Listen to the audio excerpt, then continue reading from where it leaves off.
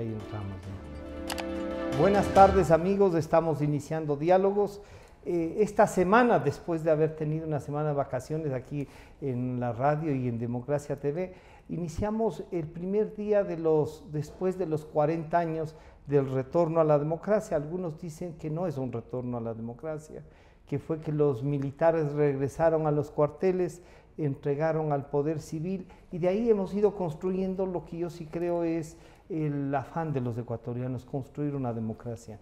Y para eso hemos invitado al doctor Fabián Alarcón Rivera, él de una carrera política larga, presidente del Congreso, concejal, prefecto, llegó a la presidencia de la República, ha tenido la gentileza, no es de dar muchas declaraciones, de acompañarnos.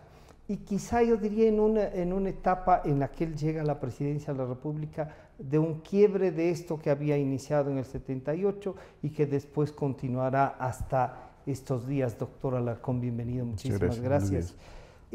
Algunas cosas para recordar, y sobre todo a los más jóvenes. Usted comienza, ¿en qué escuela y en qué colegio estudió, digamos? Bienvenido nuevamente. Muchas gracias por la invitación.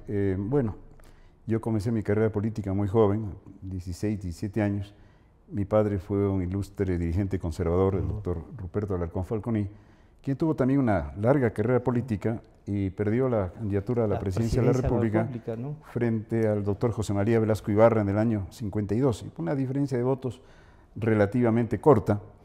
Y yo acompañé a mi padre desde ese entonces en todas sus actividades políticas, me interesé en la actividad ciudadana y pasé gran parte de mis años de niño, de joven, fuera del país, porque mi padre salió de embajador a diferentes países. En el cuerpo diplomático. Correcto, después de perder la candidatura presidencial del 52, ingresó al cuerpo diplomático y estuvo en algunos países.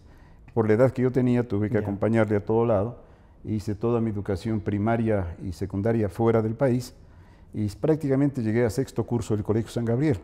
Ahí me gradué de bachiller y luego fue a la Universidad Católica, donde me gradué de doctor en Derecho, licenciado en Ciencias Políticas. También ahí dirigente estudiantil, ¿no? Fui presidente de la Escuela de Derecho de la Universidad Católica, cuando ya estaba en sexto curso, a poco de salir. Inicio mi carrera política ya una vez fallecido mi padre, unos 2 o 3 años antes, y mi primera candidatura fue a concejal de Quito.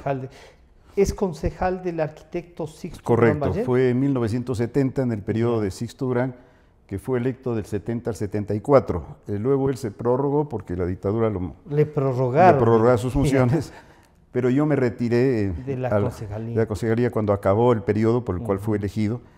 Tenía yo más o menos 23 años cuando fui elegido concejal municipal, y de ahí digo ya una larga carrera política. ¿Es de los concejales más jóvenes que ha tenido Quito, ¿no? Yo creo que sí, estuve averiguando también. No hay uno así que, digamos, llegó a los 22 o 20. Hay gente de 24, 25 años. Como el caso del concejal Ricaurte, por ejemplo, que llegó joven también. Pero creo que él llega a los 24. A los 24. Andrés Vallejo, que fue mi compañero concejal, imagínense, Andrés tenía Benjamín Terán Varela de compañeros concejales, Miguel Espinosa Páez, Alfredo Buendía, Luis Ponce Palacios, en fin, era un grupo de concejales muy valioso.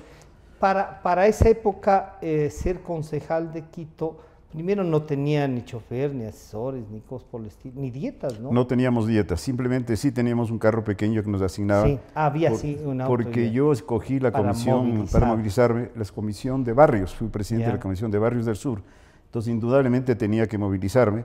Entonces sí me provieron el vehículo correspondiente. De los nombres que usted nos acaba de recordar, uno dice, puede estar en desacuerdo, pero ilustres ciudadanos. Ilustres ciudadanos, fue un consejo municipal, el cual yo aprendí mucho. ¿Por lo general se elegían así los consejos? Yo creo que sí, ¿no? Si observamos, Jaime del Castillo fue el anterior alcalde, al arquitecto Durán Ballén, había concejales realmente que habían trascendido en la vida política y económica del país. Y que después tenían otra cosa, ¿no? Y después siguieron su carrera. Luego va a la prefectura de Pichincha. Voy a la y prefectura antes de la prefectura corrió por una candidatura. Corrí por una candidatura. Con el Partido Popular, Patriótico Popular, que fundó mi padre, el cual yo estuve militando hasta que el partido desapareció por exigencias legales.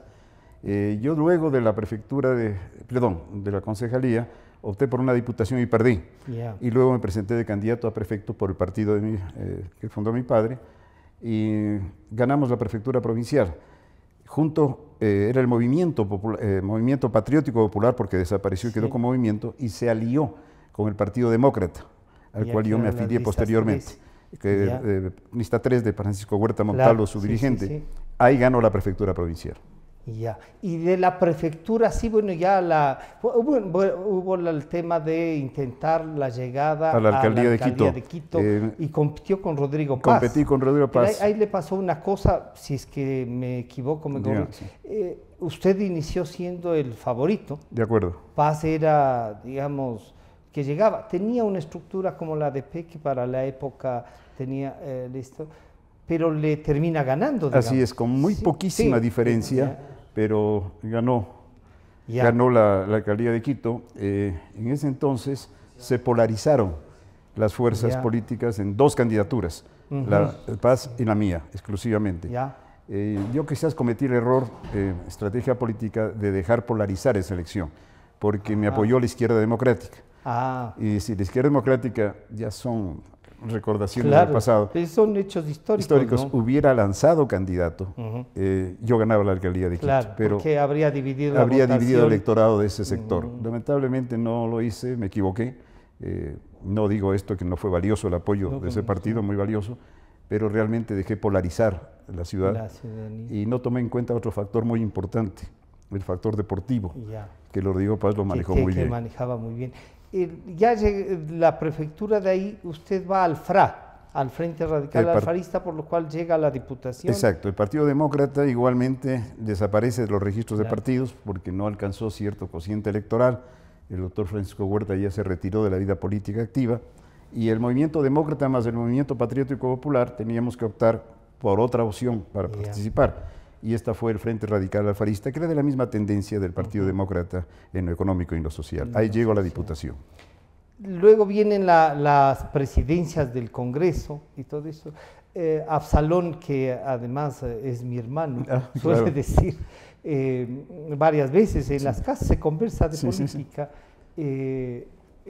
Fabián tiene varios atributos que molestan a muchos, decían, porque algunos le critican lo que ha hecho, pero ya les habría gustado a ellos hacer.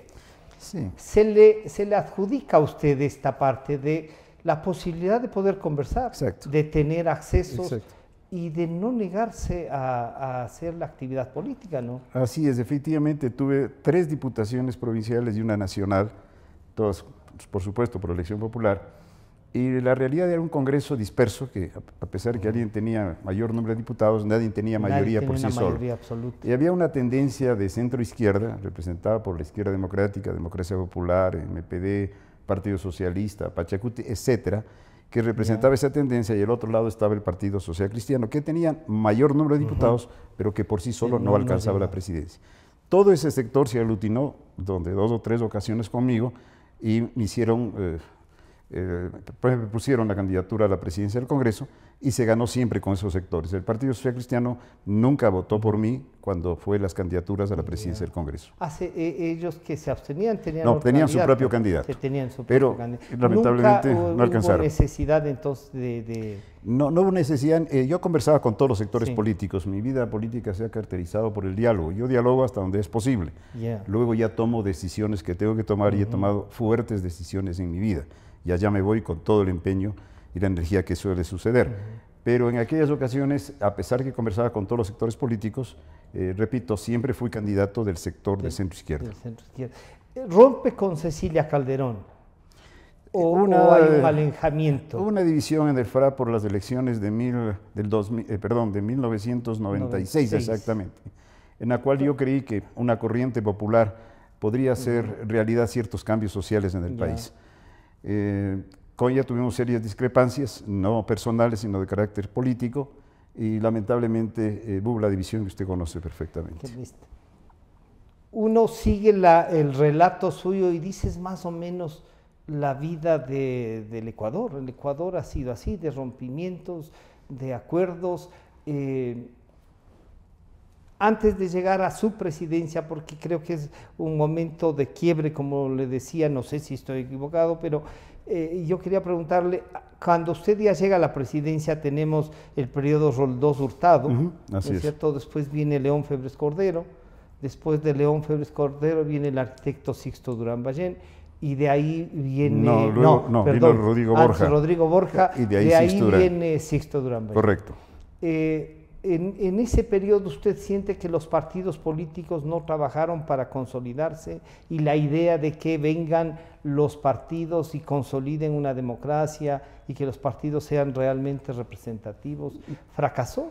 Yo creo que uno de los defectos de nuestra democracia es la falta de partidos políticos sólidos, con programas de gobierno actualizados y líderes, no caudillos. Esa falta de la organización política seria, activa, ha permitido en muchas ocasiones que vengan los desbordes de autoritarismo o de régimen abusivos que coartan las libertades de las personas.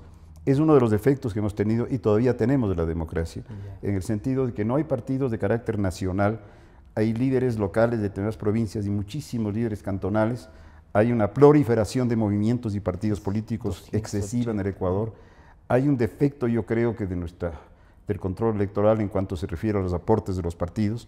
Es una cantidad de dinero que se va innecesariamente cuando hay partidos y movimientos que inscriben en su registro electoral sus cuadros, pero que ni siquiera en la votación alcanzan ni el 10% de las firmas que obtuvieron. Yo creo que ahí viene una reforma importantísima al sistema electoral. Innecesaria, indispensable, que ese partido que presentó ese número de firmas, tiene el respaldo económico del Estado, si no obtiene ese porcentaje tiene que devolver el dinero, porque prácticamente sería un engaño a la ciudadanía. Claro. Doctor Alarcón, cuando usted está presidiendo el Congreso Nacional, ya está de presidente el abogado Abdalá Bucaram, doña Rosalía también, y ahí entra esto que duró 6 meses, y era realmente una especie de escándalo nacional esos 6 meses de la elección, no logró mantener esa popularidad con la que llega el presidente Bucaram. ¿Cómo terminan después de las manifestaciones? A usted le acompañaron varios expresidentes en las manifestaciones, usted fue a San Francisco, pasó por la Plaza Grande, o sea, haciendo lo que le gustaba hacer, política, y también en las calles, ¿no? Me gustaba participar en política, pero fue unos momentos muy difíciles y tensos lo que me tocó vivir como presidente del Congreso, cuando una inmensa mayoría de ecuatorianos reclamaba al Congreso Nacional ya al principio un cambio de forma de gobierno, después pedía y exigía un cambio de gobierno. Millones de gente en las calles, solamente los que vivieron en esos años la política y la vieron como ciudadanos pueden comprender lo que sucedió en esos años. Sí. Hay un reportaje muy importante de Diego Oquendo en esos 2 años o 3 años después, que se denomina Auge y Caída de un presidente. Auge y Caída de Bucaram, sí. Exacto. Ahí me gustaría que muchos de los jóvenes en la actualidad puedan verlo, pudieran refrescar, verlo y lo que sucedía, ¿no? Como nunca hubo una unión de todos los sectores políticos, económicos, sociales del país, trabajadores, campesinos, periodistas, amas de casa, de todos, absolutamente todos pidiendo un cambio de gobierno. El Congreso no tuvo otra alternativa que representar ese clamor popular y tomar las decisiones que tomó, que no las tomé yo porque en su momento no participé ni siquiera en la votación, sino fue el Congreso Nacional. Y ahí viene el otro debate de esta presidencia suya, digamos así. Doña Rosalía Arteaga era la vicepresidenta de la República y el Congreso decide que, habiendo como parece que sí existe este vacío en la Constitución, de que no es la vicepresidenta la que sucede, sino que había una figura que esa sí no hay, la de presidente interino. Y el Congreso decide hacer eso. Así es, perdón que pague Sí, no se preocupe. Decide tomar este camino, pero además le encargan la presidencia a doña Rosalía Arteaga. A ver, efectivamente el Congreso Nacional tuvo que tomar una resolución en medio de una crisis política, pero realmente de connotaciones muy graves, que no podíamos saber a dónde iba a conducir y a llegar. Y quiero aclararle que yo en reiteradas oportunidades solicité un cambio en la forma de gobierno. ¿Usted habló con Bucaram? Yo hablé con el presidente de la República y le solicité en innumerables ocasiones un cambio en la forma de gobierno, y yo no quería convocar Congreso Extraordinario porque sabía que el resultado iba a ser una destitución del presidente. Agoté todos mis esfuerzos hasta que llegó el momento que tuve que tomar una decisión en concordancia con reclamaban que convocara al la Congreso, gente en las calles, millones reclamaban aquello. Se rodeó el Parlamento Se rodeó el Parlamento y eran miles de ecuatorianos, millones de ecuatorianos. Y ya comenzó a haber en provincias también la movilización. Exacto, en todos los países, en todas las ciudades del país, y tuve que receptar, o el Congreso receptó ese clamor, yo convoqué el Congreso Extraordinario y se dio los resultados que sabemos. Ahora bien, el Congreso tomó la resolución en base a que había un vacío legal en la Constitución que decía que en caso de falta temporal del presidente de la República asume el vicepresidente o vicepresidente. Nada decía de una sucesión definitiva. Por lo tanto, el Congreso tenía que tomar una resolución porque si no había un caos en el país y era el único órgano, el más alto organismo del Estado representativo de la ciudadanía que tomó la resolución de no solamente declarar la vacancia de la presidencia, sino también de nombrar un presidente constitucional interino de la República. No había otro organismo que pueda hacerlo. Yo acepté con una condición ese nombramiento, primero aceptando lo que planteaba el Congreso, de que sea por un año, 6 meses, y segundo, que yo iba a convocar de inmediato a una consulta popular para que sea el pueblo directamente el que diga está de acuerdo o no está de acuerdo con lo que hizo el Congreso Nacional. La soberanía, y esto se llena la boca a mucha gente, radica en el pueblo, definitivamente. Entonces el pueblo es el que puede dar un mandato o ratificar un mandato. Dio una ratificación y usted pudo funcionar. Fue una ratificación. ¿Usted diría que hubo un golpe de Estado, y me atrevo a decir, como sostiene doña, un golpe de Estado desde el Congreso? No, no hubo ningún golpe de Estado. Los organismos democráticos de ese entonces funcionaron adecuadamente.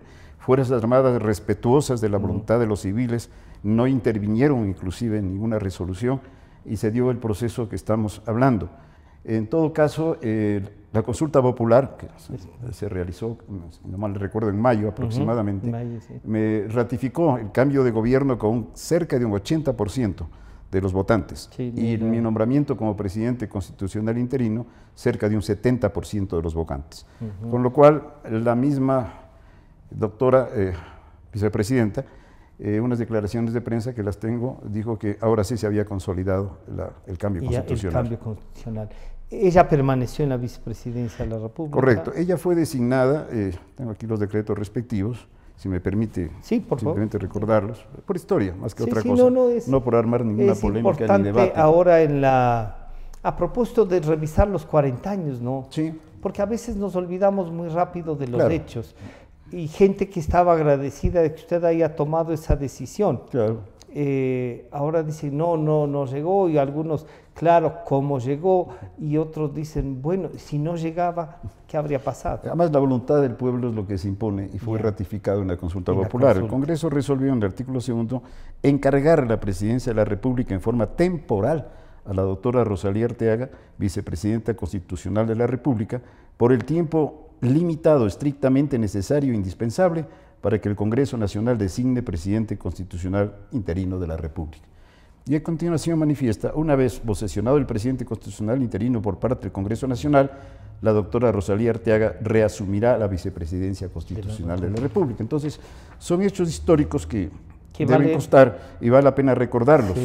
No ha habido ninguna arbitrariedad ni abuso de ningún sentido, sino realmente de acuerdo a las circunstancias constitucionales y políticas del momento. ¿Quién le propuso que usted sea el candidato a la presidencia? Fue un conglomerado de partidos, de todos los partidos del Congreso, a excepción, por supuesto, del partido de gobierno, que me propusieron que frente a la crisis que existía en el país y que la única salida era esa, porque si no podría venir un caos y anarquía de incalculables consecuencias, la única salida es por reunir la voluntad de todos los congresistas y un consenso de todos los partidos políticos y de las organizaciones sociales, que yo acepte el cargo y esa responsabilidad, que no era fácil porque sabía las dificultades que iba a tener en el futuro.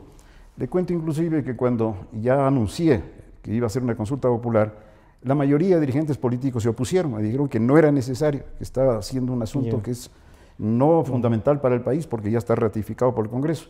Yo les dije, no, tengo que ir a consultar al pueblo, porque si me dice que no, me voy a mi casa y siguen adelante con otras soluciones y alternativas. Y con usted funcionó también la Asamblea Constituyente y el Congreso. Así, dentro de mi concepto de lo que tenía que hacer un gobierno corto, demasiado corto para un periodo normal y demasiado largo para un interinazgo. Uno de mis objetivos era reinstitucionalizar, ahora que tanto se habla, la estabilidad política del país. Y desde el primer momento ya anuncié que iba a convocar una asamblea constitucional. ¿Por qué el nombre y no constituyente? Porque la constituyente es cuando no hay un poder constituido, y aquí había un poder constituido. Entonces era una asamblea constitucional que luego se cambió al nombre de constituyente, que es lo de menos, para redactar exclusivamente la nueva constitución política del Estado ecuatoriano.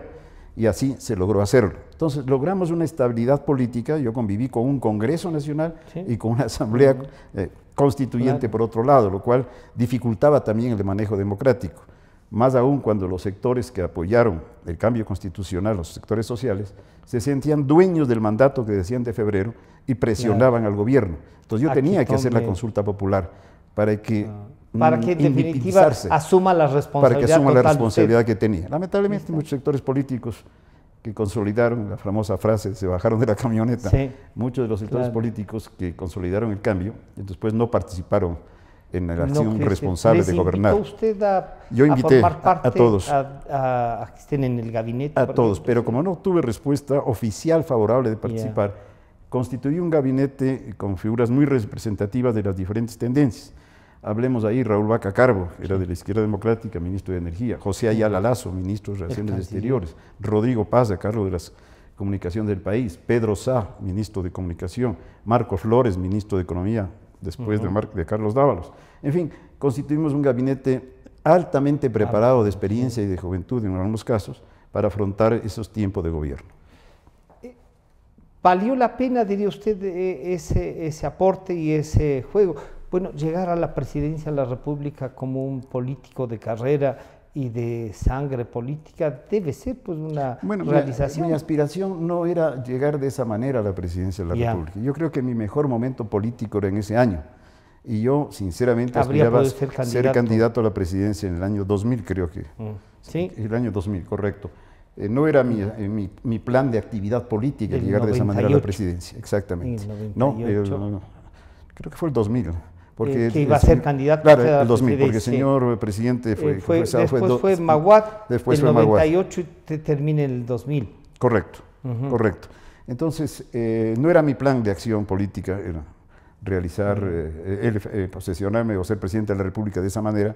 Yo quería posteriormente, tenía el legítimo aspiración de ser candidato de una larga carrera política, de ser candidato a la presidencia de la República. Después viene el tema de Maguad, viene el tema de la quiebra de los bancos, esto del financiamiento que usted analizaba al principio, que le hacen realmente, más allá de la quiebra de los bancos, se encuentra una razón para que Maguad haya recibido una plata de un banquero, justo de los bancos que estaba en dificultad, ¿no? Hay que analizar la profundidad. En primer lugar, en mi gobierno yo tuve serias dificultades. No se olviden que el petróleo bajó a $6 el barril. Por ejemplo, ahora cuando se quejan que tienen a 40 o 50, realmente me parece un despropósito. Tuvimos luego el famoso fenómeno del Niño, que devastó gran parte de la costa ecuatoriana. Tuvimos el terremoto, en fin, una serie. Y tuvimos el proceso de paz con el Perú, que había que llevarlo adelante.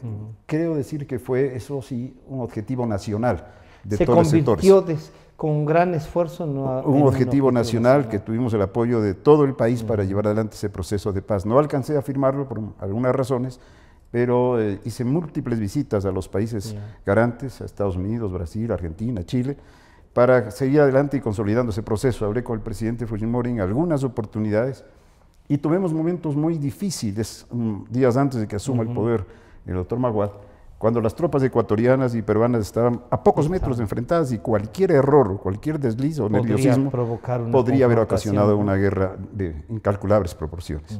En ese entonces yo tomé la decisión. ¿Usted diría que continuó con el trabajo iniciado? Hubo un canciller que escribió que casi prácticamente él llevó desde la época del doctor Borja a la paz, pero pasaron varios presidentes.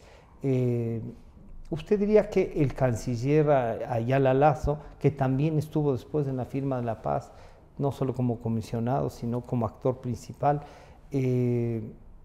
continuaron el trabajo que usted inició, que nos cuenta Sí. de relacionarse con Sí. Fujimori. ¿Fujimori estaba dispuesto a seguir Sí, negociando? continuamos adelante con el trabajo realizado. Ya. Y permítame solamente otro de los objetivos que tuvimos también en gobierno fue darle gran importancia al sector, a la mujer y al sector indígena. Por ello se creó el Consejo Nacional de la Mujer a través de mi esposa en ese entonces y el Consejo Indígena. O sea, se les dio una gran importancia a las Bueno, se comisarías de la aprobó mujer. nada menos que el convenio 169. Correcto, correcto. Que se aprobó en el Congreso. Se aprobó en el Congreso. Y me acuerdo porque el informe de la comisión estaba firmado por mí, que era el secretario, y nada menos que el presidente de la comisión era Fernando Rodríguez y del Congreso era Heinz Mellen. ¿Cómo no?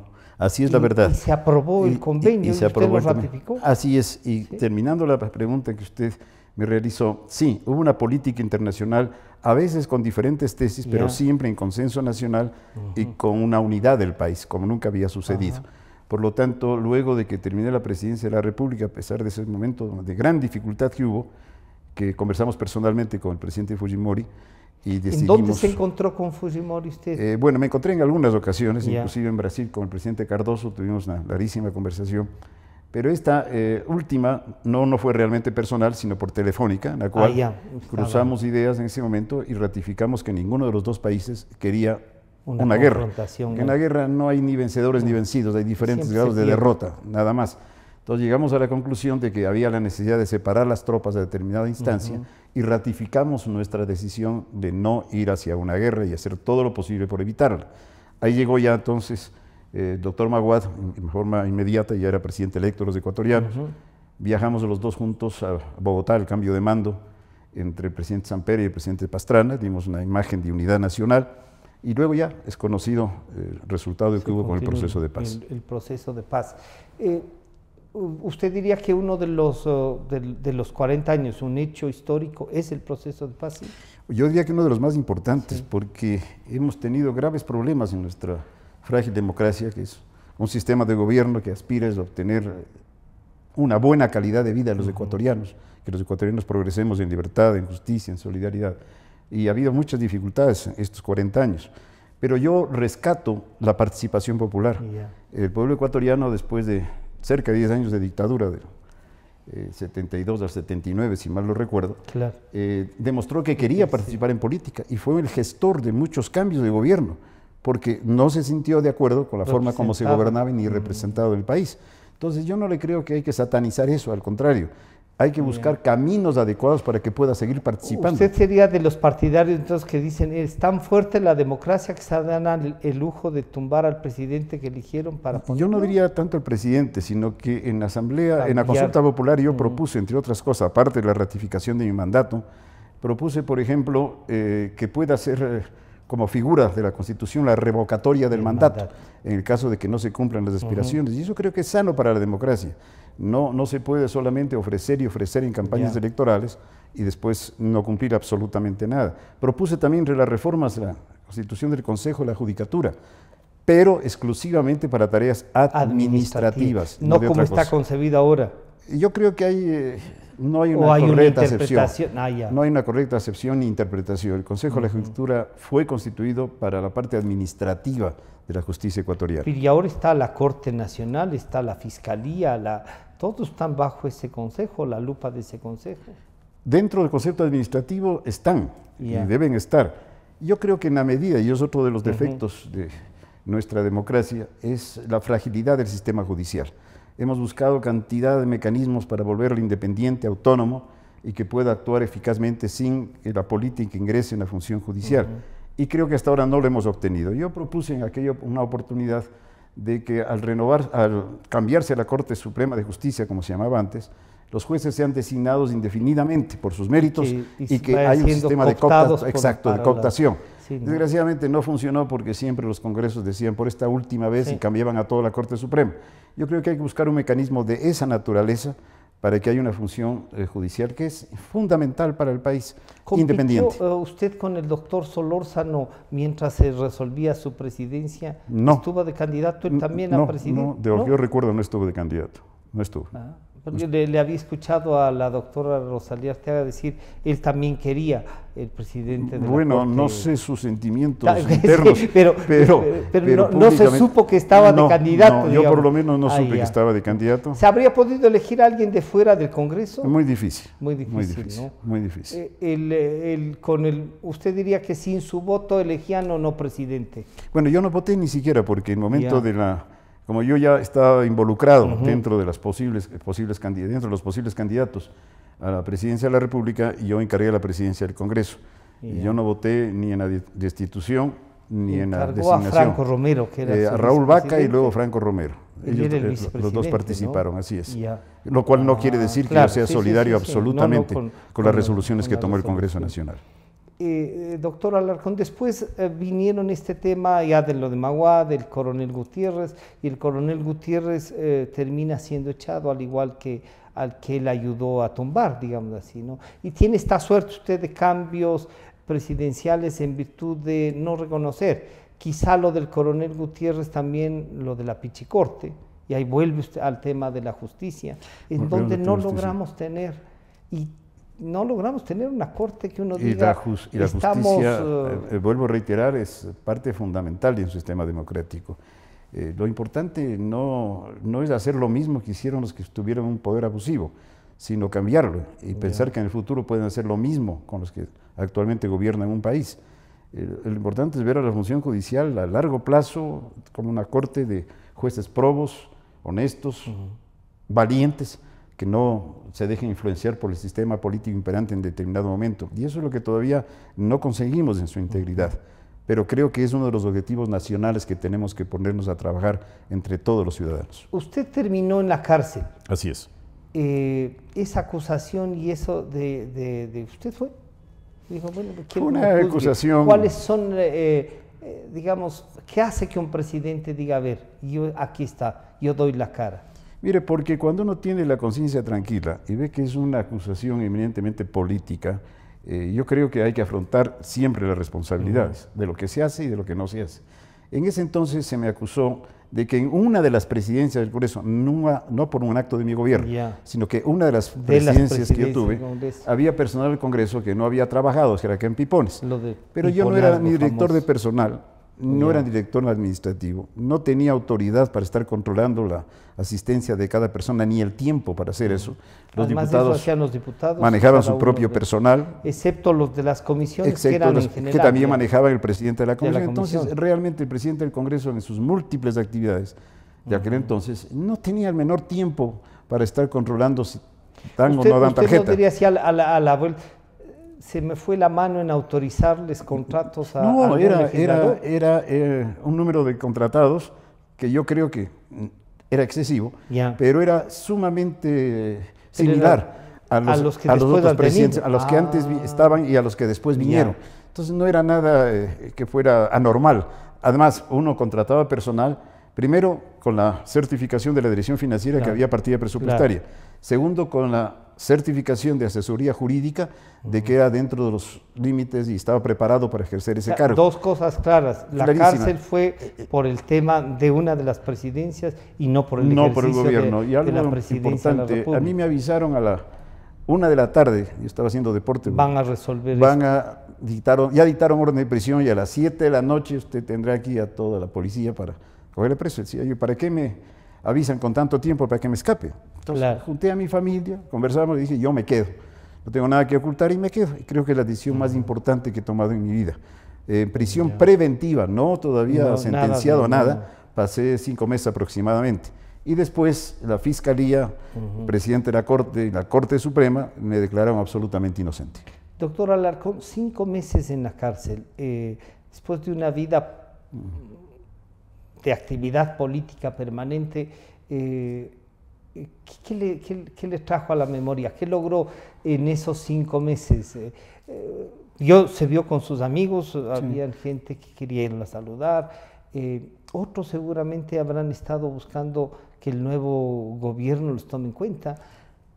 Esa parte humana de la actividad donde ya solo el político y quien ha ejercido el poder puede decirnos, ¿nos puede comentar? ¿Cómo no? Primero le ratifico que no me arrepiento en ningún momento de haberme entregado voluntariamente a la justicia y responder por mis actos.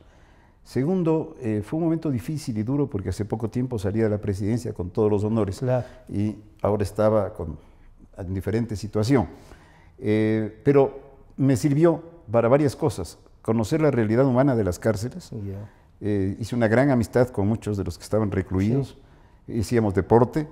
Me contaban sus casos judiciales, yo dentro de mis... No me diga que salió con clientes. No tanto, no.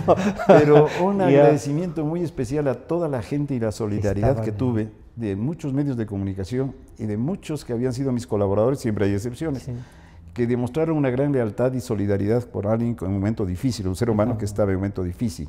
Fue una prueba muy dura para mi familia, mis hijos estaban de muy corta edad y vieron que pasaba de la presidencia a un régimen carcelario, pero eso nos consolidó como familia, nos consolidó como personas, porque vimos los dos lados de la medalla, el poder y luego la persecución. Entonces, realmente yo creo que fue una... ¿Usted cree que había una mano ahí que era para perseguirlo? Claro que sí, claro que sí. Hubo algunas manos. Algunas manos querían vengarse de algo. Retaliaciones, quizás envidia. Yo cuando salí de la presidencia dije a mi familia, de aquí me voy a la cárcel. Me preguntaban, ¿y por qué tiene ese concepto? Porque no me van a perdonar muchos dirigentes políticos que haya llegado a la función ejecutiva de la presidencia de la República. Y efectivamente sucedió, pero salí sin ningún rencor. Podía haber demandado al Estado ecuatoriano por haberme tenido 5 meses, cuando me dan luego una sentencia absolutoria, pero ya no lo hice, dejé pasar. En mi vida no guardo rencores, ni guardo amarguras, ni guardo envidia de ninguna naturaleza. Cuando ya sigue pasando esto, usted retoma su despacho jurídico. Así es. Es su actividad propia, pero decide un poco alejarse de la vida política y de las declaraciones y de esto, ¿no? ¿Fue meditado? Fue, Francisco, una actividad política de cerca de 25 años, desde que empecé mi actividad. Entonces, yo creo que ya di suficiente y en la vida hay que saberse retirar a tiempo, no que lo retiren a uno, sino retirarse a tiempo cuando todavía puede dar su actividad, su energía en otros campos. Diga usted la familia, diga la profesión, lo que sea. Entonces yo tomé una decisión radical, dije me retiro de la política y no voy a aparecer en medios de comunicación durante muy buen tiempo. Y en realidad no he aparecido. Para mí es un honor, sobre todo representado por usted, estar y poder contar estas vivencias que son importantes en la vida. Porque a veces los países necesitan que sus líderes, y más aún si nos han gobernado, nos recuerden cómo llegaron, por qué llegaron. Y en qué país estuvieron, cómo estuvo la sociedad. ¿no? Claro. Es importantísimo porque eso le da la manera de rectificar errores que los habremos cometido todos. El que no actúa no comete errores. Claro. El que actúa, el que no hace nada, absolutamente nada. No le puede y lo lamentable es que vemos que muchas de las cosas que sucedieron en el pasado siguen vigentes ahora y nos encontramos en una situación muy difícil en el país. ¿Usted conoció al expresidente Correa personalmente? No, nunca lo trató. No, nunca lo traté.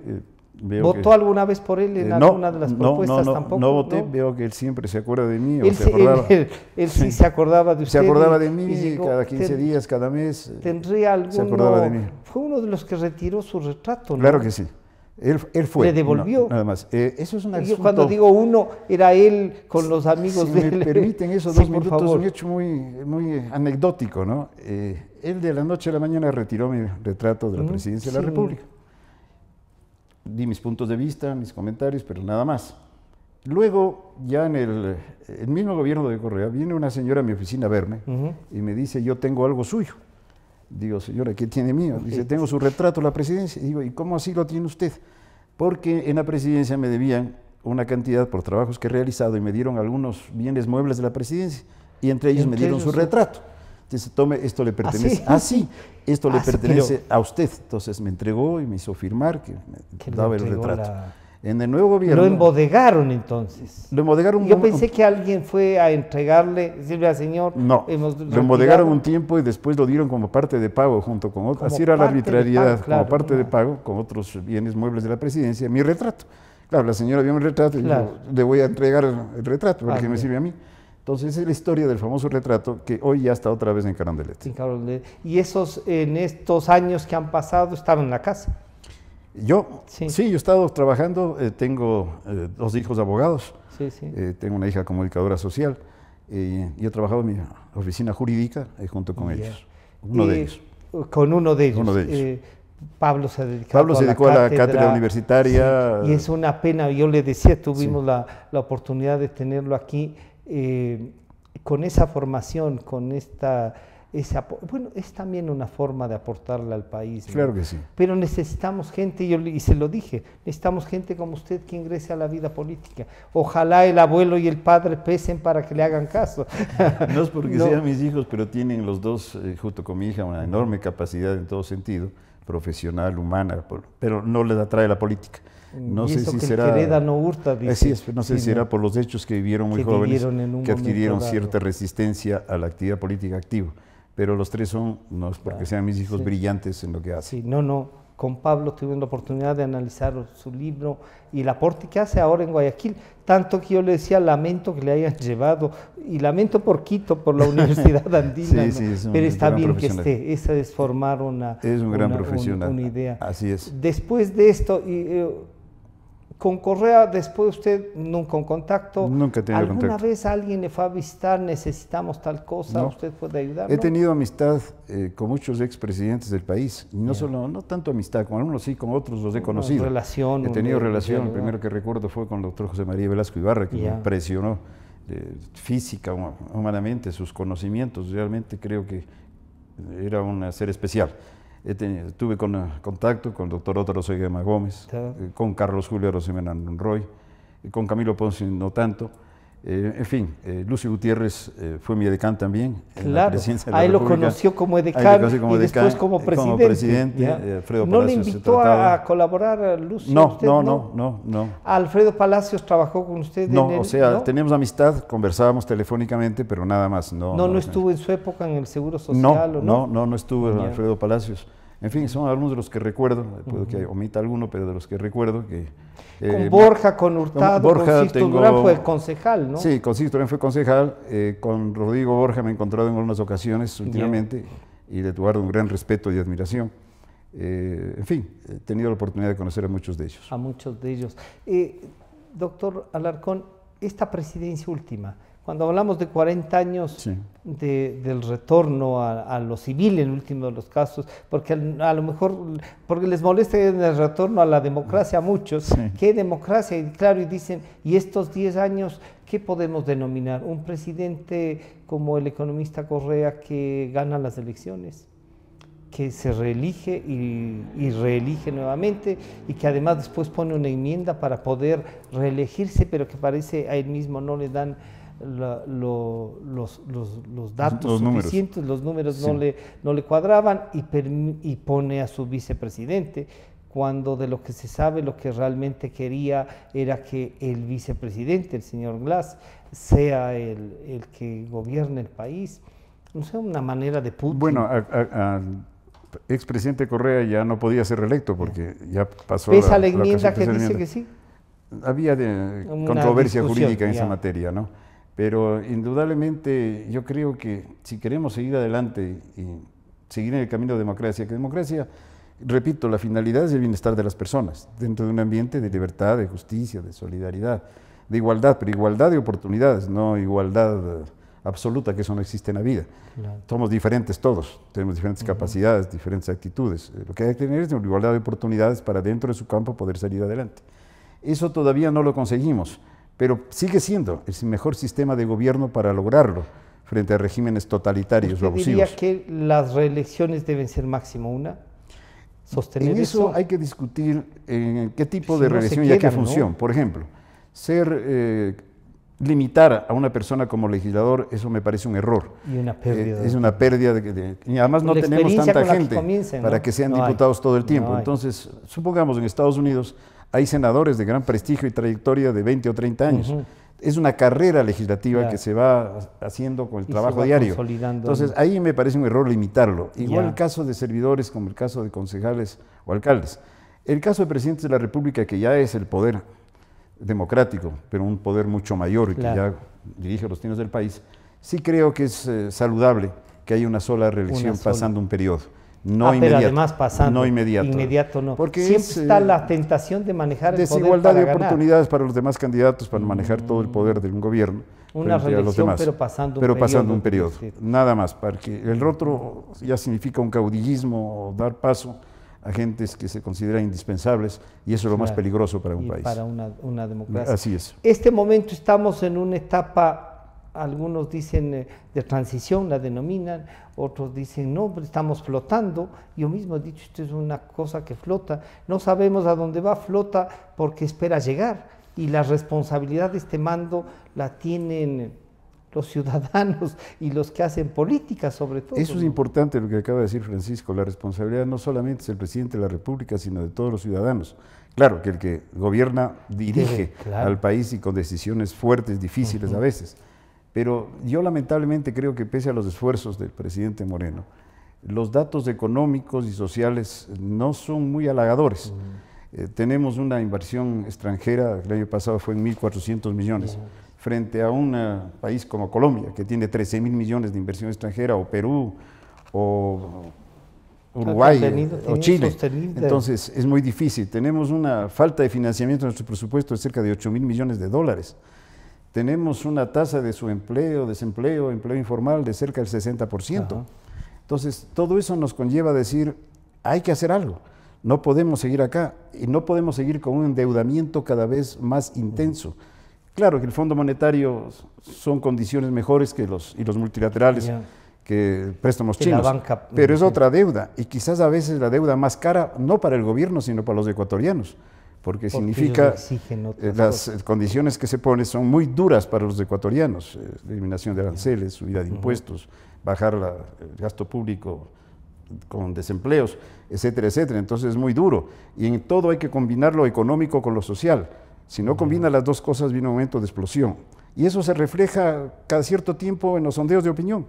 Si la gente lo que más desea es tener en su bolsillo lo suficiente para poder vivir, si eso no le dan, los demás temas son totalmente superficiales. No sé si usted piensa así, parecería que la sociedad ecuatoriana como que se volvió tolerante a la corrupción. Y cada escándalo que hay... No solo la sociedad ecuatoriana, Francisco, vea usted Argentina. ¿Qué no se ha hecho o se ha dicho sobre la presencia de un sector político argentino que dominó décadas? Se le han dicho de todo, pero es que el ataque llega a un momento que tiene su clímax, de ahí se victimizan. Entonces, para mí es un error el simplemente centrarnos, atacar a una persona, simple y llanamente por asuntos a veces de carácter ya político. No digo que tengan que estar sometidos al asunto judicial, que la justicia siga su marcha y siga bien y siga correctamente, pero no cometamos el error. Estamos viendo un espejo muy cerca de nosotros de lo que ha sucedido en Argentina, de simple y llanamente victimizar a las personas. Que se puede victimizar. ¿Pero qué hacemos con todo lo que se han robado? La justicia que actúe y actúe enérgicamente. Y si no actúan, tiene que actuar. Tenemos que buscar los mecanismos adecuados. La presión de la opinión pública es importante, pero lo único que hay que medir es que no se pase la mano y lograr el efecto contrario. Argentina es una clara llamada de atención a todos los países de Latinoamérica. Están pensando que sí, que aunque sea goteaba, pero... Un rumbo económico equivocado desde todo el punto de vista, la abstracción en lo social, no se preocupa por la parte social, que es fundamental. La única manera de una economía salir adelante es con activación económica, con crecimiento económico. ¿Y eso cómo se da? Con dinero en los bolsillos de los ciudadanos. Y esto vuelvo a repetir lo que he escuchado reiteradamente. La única manera de salir adelante es reduciendo ciertos impuestos que no sirven para nada y que le ocasionan un grave daño a los ciudadanos. ¿Usted cree que hay que reducir hay que reducir el IVA, hay que eliminar aranceles, reducir aranceles, no solo reducirle, sino reducirle al IVA le da más fluidez al mercado, le da más dinero a los bolsillos ecuatorianos. ¿Cómo compensamos eso? Con ciertas medidas inmediatas, renegociación que ya se debió haber hecho hace 2 años, la deuda con China, costosa, tanto en intereses como en capital. Segundo, buscar la reducción del gasto público, pero no así indiscriminadamente. Y esto de la prohibición de renegociar esa deuda que están en los contratos, y en algunos casos hasta ahora no descubren que todos los contratos pueden tener cláusulas duras, pero la realidad de un país impone, entre que el acreedor no cobre nada o cobre algo, en diferentes circunstancias el acreedor le querrá cobrar algo. Pero si usted saca empleados públicos indiscriminadamente, claro, también causa una recesión. Lleva al mercado, se pierden 143.000 empleos en 2 años, es una barbaridad. ¿Y a dónde van? El sector privado no lo recibe porque fondos. tiene ciertos mecanismos que no le permite recibir a más empleados. Claro, hablan de emprendimiento, yo le pregunto a un joven de 22, 23 años, va a una institución financiera, ¿qué le preguntan primero? ¿Usted tiene pasado crediticio? No, no tengo. ¿Tiene un ingreso fijo? No tengo. ¿Tiene un bien que garantice? No tengo. Si ante todo eso le dicen usted va a pagar de 15 a 30% de interés anual, sale corriendo. Pues. Entonces ahí no hay emprendimiento que valga. No hay. Entonces lo primero que tiene que haber es una política de emprendimiento real. En esto los bancos tienen una gran responsabilidad. No pueden seguir como están. Tienen que asumirla, no pueden ser esas tasas de intereses, no hay razón alguna. Servicios bancarios, ojalá no me cierren la cuenta en los bancos. Servicios bancarios. No, pero sí pueden descontarla usted y no se ha de dar cuenta. Pero yo lo que voy es de que hay que establecer servicios bancarios excesivos. Excesivos y a veces inexistentes. Cada vez gestión de cobranza y nunca ha habido cobranza. Bueno, todo lo que yo voy es a una política de emprendimiento real, que tenga sobre todo el eje fundamental, un crédito barato, la asesoría adecuada, para que haya emprendimiento. Caso contrario, cualquier ciudadano vaya a una institución financiera y le repito la historia que acabo de contarle. Más del 50% no están bancarizados primero. Entonces, exactamente. Ya uno dice, ya apartamos de ahí, no hay como. Pero esto que comienza ya a hacerse, dice, el costo financiero a través de la banca ecuatoriana es altísimo. Entonces, es muy caro y no hay razones, ¿no? Como usted dice. Usted pone un emprendimiento que en la práctica no hay. No hay. Pone usted que se va al sector privado, que el sector privado ya no da más, no va a dar empleo en estos momentos. Entonces sigue creciendo la masa salarial. Hay que reducir el gasto público en inversiones no necesarias, en gastos no necesarios que pueden bajar. Hemos calculado entre 1.200, 1.500 millones prácticamente al año. Pero el gasto público no puede suspenderse absolutamente porque quita circulante la economía, no hay dinero, no fluye capitales, no hay ventas, las empresas decrecen y estamos viviendo un estancamiento económico. ¿Y eso es más peligroso que lo que se han llevado, diría usted? No, pues lo que se han llevado no tiene razón de ser desde ningún punto de vista. O sea, ese modelo fracasó. ¿Usted cree que podremos recuperar algo, doctor Alarcón? Ya depende de la decisión política y de la decisión de la justicia ecuatoriana. ¿Cuál, ya como abogado y con experiencia, cuál de los casos iniciados al expresidente y a sus compañeros de gobierno, usted cree que tiene mayores posibilidades o encuentra razones suficientes para que la fiscal haya pedido la prisión preventiva? Hay delitos que se dicen que se han cometido que son de mayor magnitud en cuanto al humano, por ejemplo, un caso de secuestro. Ese no solamente es la apropiación de recursos ajenos, sino la apropiación de vidas ajenas. Así que hay muchos casos, pero tiene que ser la justicia ecuatoriana la que lo determine. Diría que sí, pero con esta corte, o hay que revisar. Verá que esta corte dice que tampoco quiere que le califiquen o ser evaluados, no quiere. A ver, dividamos las dos cosas, ¿no? Yo creo que todo ciudadano puede y debe ser evaluado, todo funcionario público. No puede haber blindajes de decir tal institución hizo tal cosa, nadie la puede tocar. Ese es otro exceso. Todo ciudadano, todo organismo pueden ser revisados y evaluados. Por los que pueden hacerlo. Y por los que constitucionalmente pueden hacerlo. Creo que aquí el eje es fortalecer a las funciones del Estado, que cada uno cumpla con sus actividades. No podemos tampoco proliferar el exceso en el sentido de que 3 o 4 personas se autodenominen comisión tal, comisión cual. Tienen que ser las funciones del Estado las que actúen y las que se fortalezcan y que les debemos apoyar en todo sentido. Por lo tanto, no es simplemente el decir se cometió tal o cual cosa, sino que hay que probarlo. Pero una vez probado tiene que caer todo el peso de la ley y la justicia ecuatoriana. Estamos entrampados entre que conocemos todos los días un escándalo nuevo y otros se olvidan. Entonces usted diría la justicia que siga y controlemos que eso siga. Y ahora se presenta esta idea de que la planteó Julio César Trujillo, hay que eliminar parte de estos 5 poderes creados en la constituyente de Montecristi, el Consejo de Participación Ciudadana. ¿Usted ha analizado este organismo, digamos así? La participación ciudadana no puede ser por un organismo de gobierno ni del Estado. La participación ciudadana tiene que ser unas organizaciones sociales que surjan de la base.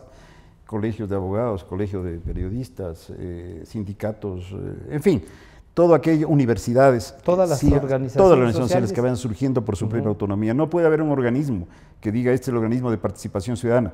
Le convertimos en otro ente burocrático más dentro del aparato estatal. Y con algunas atribuciones que... Yo creo que hay que volver a aquello de que las funciones del Estado son las tres que Montesquieu determinó, la ejecutiva, la judicial y la legislativa. No sé si la ha analizado la propuesta de ir a eliminar el Consejo de Participación Ciudadana, pero creando al mismo tiempo haciéndole bicameral a la Asamblea, con un Senado, y este Senado ahí con determinadas características.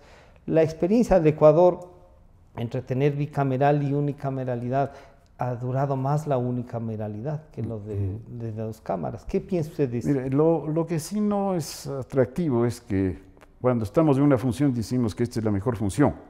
Cuando ya salimos de esa función decir esta ya no vale para nada, hay que eliminarla. Yo creo que el concepto tiene que ser, no tiene razón de existir el Consejo de Participación, no por las personas que estén ahí adentro, que antes me caían bien o me caían mal, sino que en general no debe existir porque irrumpe en las otras funciones del Estado, estorba las otras funciones del Estado en sus actividades normales. Para otras. Se puede ser usado además. Exacto, entonces el concepto debe ser uno solo, no porque yo estoy ocupando esta función, porque ya no estoy, antes era buena, ahora es mala. No debía de existir, debía ser simplemente las tres funciones tradicionales del Estado ecuatoriano. ¿Y el mecanismo para llegar a la eliminación, usted qué encontraría? ¿Una consulta vía enmienda o reforma constitucional parcial? Yo creo que es una reforma constitucional parcial. ¿No? Una reforma constitucional parcial. En todo caso, esto no va a ser tan rápido ni tan simple. No hay cómo, si quieren introducir, inclusive, si vamos a cualquiera de las alternativas o mecanismos, que no sea simplemente el Congreso en 2 debates de aquí a un año, sino ya vamos a la participación ciudadana, veo que ahora quieren introducir otras preguntas. Y en el momento de empezar a meter preguntas puede seriosamente se distorsiona esos conceptos, porque hay otras proposiciones que veo que pueden ser tratadas por el Congreso en la Asamblea Nacional sin ningún problema. Y pueden ir a todo lo que es reforma electoral, todo eso puede ser tratado por la ¿Y la reforma Asamblea electoral Nacional. le parece a usted que es urgente? Indispensable. ¿O no? Indispensable. No puede ser que con un método que estamos en los últimos años acostumbrados, el que saca el 30 o 40% controle el 80 o 100% de los organismos estatales. 51% con perjuicio totalmente de las minorías. No puede ser que haya esta proliferación de partidos por todo lado. No puede ser que sigan los ecuatorianos gastando y dando dinero a todo partido inscrito, movimiento, porque cumplen determinado número de firmas y después no sacan ni el 5% de las firmas. Todo eso tiene que cambiar. Tiene que constituirse consejos electorales, guste o no guste, con las fuerzas más representativas políticas de las que hayan salido en elecciones. Es el voto popular el que le da a una fuerza política su presencia en el Consejo Nacional Electoral, no otra cosa. Y eso puse en la consulta popular y se aprobó. Y tuvo 2 consejos electorales del país después, tribunales. Y funcionó. Sí. En las últimas elecciones veo que es un galimatías en todo sentido y que se acusan unos a otros de que se están tapando resultados, están alterando resultados, que se va a las señales, etcétera, etcétera. Entonces yo creo que hay que volver al concepto de que las fuerzas políticas que tienen el respaldo popular en las elecciones, en las últimas elecciones, tengan cada una de ellas un representante en el Consejo Nacional Electoral. ¿Usted cree entonces en los partidos políticos? Sí, yo creo en las organizaciones políticas. No hay democracia sin organizaciones políticas. Lo otro es propender un caudillismo. Cuando hay gente que dice, y yo no soy político, pero aspira a los cargos de... Todos somos políticos de una otra manera, sino que hay gente que se llena la boca diciendo, yo no soy político. Y están en los cargos públicos. Y están en los cargos públicos. ¿Qué quiere decir? Que la responsabilidad no la quieren, pero quieren el honor. Quieren el cargo, a veces ni siquiera el honor. Y junta en un solo saco a todos los políticos. Pero la política es muy difícil, es muy dura. No solo demanda una preparación, estudio, pensarla, participar, los peligros que tiene la política. En fin, es una carrera que realmente no le aconsejaría a ningún familiar. Así, no le... ¿terminó usted por cansancio, diríamos así? Usted no por cansancio, sino que se tiene que tener vocación para la política. Momento que entren aquí si tienen vocación y saben los riesgos. Exacto, eso no quiere decir que al no tener la participación activa en la política, no se preocupe de la política. Pues. Todos tenemos que preocuparnos de la política. Nos descuidamos y nos barren. Y participar en ella. ¿No? Hay un refrán en España que dicen, estudié ahí 5 años, cuando las barbas de tu vecino veas pelar, ponte las tuyas de remojar. Hablemos de Argentina. Lo que acaba de suceder en Argentina tiene que ser una reflexión profunda. Y ojalá el gobierno del presidente Moreno haga las rectificaciones necesarias. Todos queremos que concluya bien su mandato, porque es el bien del Ecuador. Además creo que él hace los esfuerzos necesarios para que eso suceda. Ya. Pero lamentablemente a veces lo que uno quiere no se realiza. ¿Usted cree que le pesa mucho el haber sido vicepresidente y después haber estado y ser candidato de Alianza País y de Correa los últimos 2 años? Yo creo que lo que sucede es que es tan grande la responsabilidad y un panorama tan oscuro que tiene en este momento, que yo no quisiera estar en los zapatos de él, ni mucho menos, porque realmente tiene que tomar decisiones difíciles, o debía haber tomado ya decisiones difíciles, pero que son indispensables, pero sin olvidar lo social, desde ningún punto de vista. Ningún programa económico o proyecto económico tendrá éxito si se olvidan de lo social. La gente no come de los parámetros económicos, no cree en los necesarios ajustes, entre comillas, que hay que hacer. Ve la realidad de su vida, la macroeconomía, que no hay empleo, no hay trabajo, no hay recursos. Eso es lo que siente la gente. ¿Y cuándo va a demostrar lo que siente? Con su voto. Claro. En el momento que tiene oportunidad con su voto. Si no se cansa antes y sale a la calle. Si no se cansa antes y sale activamente a la calle. Entonces, vemos 2 formas de participación que el pueblo ecuatoriano ha tenido siempre en la historia del Ecuador. No nos olvidemos que antes de los 40 años de democracia hubo una cantidad de gobiernos. El señor doctor José María Velasco Ibarra fue electo 5 veces presidente de la República y 4 veces no acabó su mandato. Entonces, no nos asustemos de que en los 40 años de democracia haya habido por lo menos una participación muy activa del pueblo en la decisión de sus destinos. Si rescata de estos 40 años, ¿usted rescataría eso? Rescato eso, participación popular, rescato un régimen de libertad que existe en el país en cuanto a pensamiento, en cuanto a expresión, en cuanto a reunión. Pese a los 10 años. Pese a los 10 años, ya hablo de este momento, ¿no? Sí, de este momento actual. De este actual. De este momento que vivimos el país. Rescato también que la gente está con la seguridad de que no va a ser perseguido por sus ideas políticas, ni por sus expresiones, ni por su organización. En fin, hay muchas cosas rescatables y que hemos seguido avanzando, pero no se olvide que estamos enfrentando nuevos retos. Estamos enfrentando la democracia, narcotráfico, que nunca hemos tenido en el volumen que tenemos. No se olvide del terrorismo que está en nuestras fronteras. No se olvide del problema migratorio. No se olvide del mundo globalizado, que si no somos competitivos nos barren del aspecto económico, no existimos. ¿Vamos a la Alianza del Pacífico? Claro que vamos. 225 millones de habitantes, la octava economía del mundo. ¿Pero qué les vamos a ofrecer? ¿Pero qué les ofrecemos? Solo un ejemplo. Para que no nos compartamos en el sector automotriz. Con México, con nosotros sí tenemos tratados bilaterales. Con México no tenemos. 0 aranceles México. Aquí 14% de aranceles. ¿Cómo competimos? De ninguna manera. Entonces tenemos un mundo globalizado, un mundo competitivo. Los problemas que acabo de manifestar son nuevos retos para la democracia. Y los 40 años tuvimos una realidad, fue el conflicto con Perú, que no nos dejaba centrarnos en lo verdaderamente importante. Teníamos que dar fondos, fortalecer a las Fuerzas Armadas para eso. Eso ya se fue, pero tenemos nuevos retos como los que le acabo de manifestar. La dolarización, ¿usted pondría como un hecho positivo? Sí. Totalmente positivo. Yo creo que eso salvó. Le abstrajo a la economía de la parte política. Y yo creo que eso salvó mucho al Ecuador en la parte económica. Dejó el Banco Central de producir la maquinita con billetes sin respaldo absoluto. Creo que fue un acierto, se tuvo en un momento muy difícil para el país. Realmente yo creo que el doctor Maguasi tomó ciertas políticas de Estado. El problema de él fue que unieron el apoyo de la banca, públicamente expresado por 1 o 2 banqueros que no se registraron en los eventos electorales, con el feriado bancario. Entonces la gente juntó las 2 cosas y vino la explosión. Porque en política tenía que tomar ciertas decisiones como la dolarización, que tuvo que tomarla e hizo bien en tomarla. Hizo bien. Sí, yo la verdad es que nosotros perdimos un partido por oponernos a que él sea candidato, no solo que sea presidente, pero hay que reconocer lo que es. Nuestros expresidentes, ya incluido usted, todos nos han aportado algo, usted diría, sí, tenemos que valorar algo. Yo creo que en el país cuando somos así muy... Francisco, cuando en un país se pierde el respeto a los que han dirigido un país y a todos se les coloca en el mismo lugar, la misma sociedad va deteriorándose en su ánimo, viene un carácter depresivo. Ahí escuché una frase muy importante de uno de los perdedores en las elecciones argentinas. Digo tanto de Argentina porque ayer fue. Dijo, hay que afrontar la adversidad, pero no caer en la depresión. Hay que seguir adelante. Y o sea, que usted nos invitaría ahora a enfrentar esta realidad. Con todo entusiasmo, con toda unidad, trazándonos ciertos objetivos nacionales. El problema de educación en el país, tenemos que dar una educación tecnológica para que nuestros jóvenes puedan estar a la altura del mundo moderno. en el asunto económico, cómo buscamos los caminos adecuados en grandes consensos nacionales, no unanimidad porque no se puede. Podemos salir adelante, yo creo que el país quiere salir adelante, pero necesitamos que nos enrumben los que están a cargo de la dirección del país en ese camino. ¿Qué les diría con toda esta experiencia a los jóvenes? A los jóvenes a los que les necesitamos que corran los riesgos que usted corrió desde los 16 años. Yo creo que un país es de jóvenes y de viejos, no solamente no de jóvenes.